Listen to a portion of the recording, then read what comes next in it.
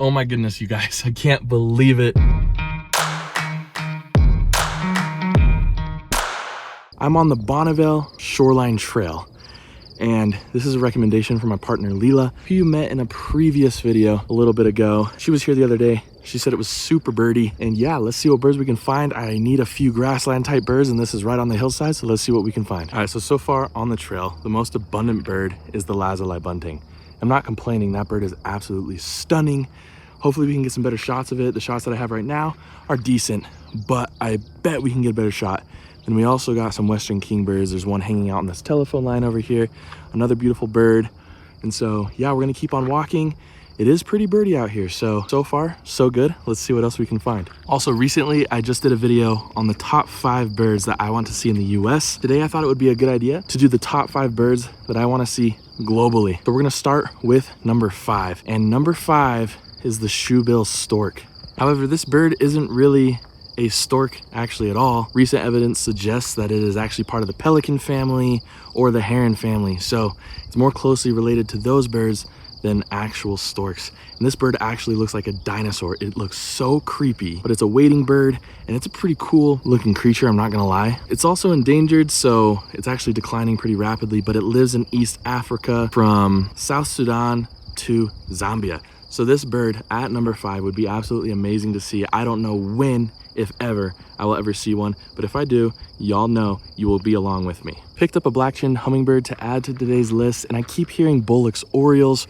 It'd be nice to pick up one of those birds on camera. I've seen them a couple times this year, so I'll try to get those on camera for you guys as well. Just got my best shots ever of a lazuli bunting, so absolutely amazing. That bird is absolutely stunning. It is so beautiful. Baby blue, orange bib, a little bit of white on it. Absolutely incredible looking bird. Super happy. It's still up seeing where I left it. It's right off the trail over here. So amazing views of the lazuli bunting. Let's see what else we can find. But before that, let's move on to number 4 real quick. At number 4 is the crested quetzal, but honestly, any quetzal species would do for me. And the crested quetzal lives in South America. It's a bright, vibrant green color with a little bit of red on it. It looks absolutely amazing. They have longer tails as well. For a lot of people and for ancient indigenous cultures, the quetzal was sacred. It was a symbol, just an absolutely incredible bird. I would love to see one of those someday. If I do go to see it eventually, you guys get to come with me, and hopefully it'll be an amazing adventure and we can actually find it. So we got the Bullock's oriole on camera. I actually heard it first. It makes a very low-pitched sound, and so I went looking for it, and then it flew to one of the bushes over here. Absolutely stunning bird. It's not as vibrant, obviously, as the males, but it's still a very beautiful bird. So yeah, happy to get that first of the year on camera, Bullock's oriole. We're gonna start heading back the other way just because it's getting a little bit hot out here. We're gonna actually move up to higher elevation as well and look for some of those higher elevation birds, hoping for some impids. I really need those for Cache County, and see what else we can find. At number 3 on the birds that I most wanna see globally is the yellow-throated toucan. Now this bird lives in Costa Rica and South America. Costa Rica is probably my best bet of seeing it, but it is absolutely beautiful. Like all the birds on this list, I have dreamed of seeing toucans for pretty much my entire life. I think they look absolutely amazing. They're icons. Toucan Sam, you know, toucans are an iconic bird species, and it's one that I really want to get on my list and see and film. Honestly, any toucan species would do. It doesn't have to be the yellow-throated. I just think that one looks the coolest. Yellow-throated toucan, number 3 on my list. Hopefully I can see that someday. Picked up a cheeky little mourning dove over here. Absolutely beautiful. Fun fact about these mourning doves, actually, and I learned this from my friend Jason Hall, is that sound that they make when they fly off and they're doing the like the little whistling sound, that doesn't come from their mouths or their beaks. That comes from their wings flapping. So really cool. Didn't know that about doves, Eurasian collared doves, mourning doves, etc. Again, pretty common species, but when you learn extra facts about them, it makes them a lot more interesting. Just got a house finch on camera, and house finch's beauty are kind of undermined by their commonality, but they really are pretty birds. And then I stepped in dog poop, so that's probably the highlight of my day. Love that. Also got more shots of the lazuli bunting, and you might notice I'm using lazuli and lazuli interchangeable. It's honestly because I don't care. It can be a lazuli, it can be a lazuli. It doesn't matter how you pronounce it either. Hopefully you're seeing a marked difference in quality. I figured out some new settings on my camera. I no longer use autofocus, which was making shots go in and out and blurry. I'm now using manual focus, and it seems to hold that focus a lot better. So hopefully you see some improvements on my end. And I'm sorry it took me so long to figure that out. Oh my goodness, you guys, I can't believe it. I was chasing a ferruginous hawk. I've never gotten one on camera. It is on my life list, but it was like a highway lifer on a road trip. So I'd love to get that on camera, and that's kind of rare for this time of year for Cache County. But chilling over here on the fence is a bobolink. Let's go. I finally got the bobolink on camera.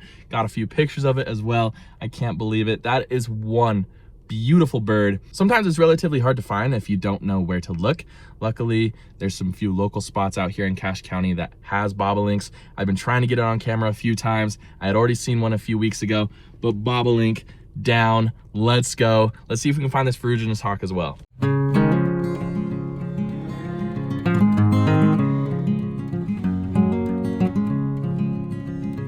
Well, we technically found a rare bird, but it's not the ferruginous hawk. I went a little bit further to Benson Marina and we picked up a bufflehead. That's an absolutely good pickup for this time of year. It's gone unreported for this time of year at Benson Marina. So our stamp bird, rare bird, good one to pick up. Not the ferruginous hawk though. My phone's about to die and I've just been kind of birding and going to different spots, but I think I'm going to go back to the house, pick up a phone charger, and then head up to Tony Grove Lake to see if we can get some of those higher elevation birds. Now I'm at Tony Grove Lake, and last time I was here was back in November. We picked up some cool species last time. We picked up pine grosbeak. This time we've seen a turkey vulture so far, so let's see what else we can find. Tony Grove is proving to be fantastic so far. I got my first glimpses of a Wilson's warbler. Unfortunately, wasn't able to get it on camera, but that is a lifer for me. Super happy about that. Hopefully we can get it on camera. I don't know. It's hard to get yellow warblers on camera, and I'm sure Wilson's warblers are just as difficult. We're gonna continue down on this trail. We picked up fox sparrow on camera. That's a really cool bird to get, high elevation sparrow species. And yeah, and then we're gonna talk about two more birds that I wanna see globally. All right, so number 2 on the list for birds that I most wanna see globally is the broad-billed toady.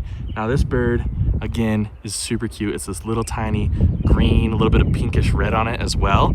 And it can almost be exclusively found in the Dominican Republic and a little bit in Haiti as well, but mostly the Dominican Republic. It loves those coffee farms and mangroves. So an amazing bird, would love to see one someday. Yeah, that's number 2. Got brief glimpses of a white-crowned sparrow in the brush down here. Pretty cool. And then we've been hearing chipping sparrows all day, and I finally got one on camera. So we got chipping sparrow. The last time I filmed that was all the way back in Flagstaff. So super happy to finally film that super familiar bird that I haven't seen for a while. All right, and then just before the number 1 reveal, a few honorable mentions. I wanted to include some of these on the list, but there just wasn't a spot for the top 5. One would be any species of penguin. I think the most realistic to go see is the Galapagos Island penguin. That would be absolutely amazing. I hope to be able to see that one day. Another one is the Steller sea eagle. That's on the eastern side of Russia. Unfortunately, I don't know if that's a possibility unless one comes back to Maine. Like in the years past, there was a really famous Steller sea eagle that was visiting for a while. And the last honorable mention is the lilac-breasted roller. This is a South African bird, and it looks like a painting. The coloration on this bird is absolutely incredible, and someday I really, really want to see that. So without further ado, here's number 1. All right, the number 1 bird that I want to see globally on my list is the pink robin. This bird is bright pink with a little bit of gray, at least the males are, and you can find them on the southern coast of Australia as well as Tasmania. This bird would be a dream bird to see, and so I really hope that someday I can go find it. But that is the number 1 bird on my list. It's just an absolutely stunning creature. Also, fun side note, it's not related to the American robin, obviously. It's also not related to the European robin. And the American robin and the European robin aren't related to each other either. So we just like to call things robins, I guess. Let me know in the comments below, what are your top 5 birds that you want to see globally? Thank you so much for joining me on this journey. I hope to see you all next time on Bright-Eyed Birding.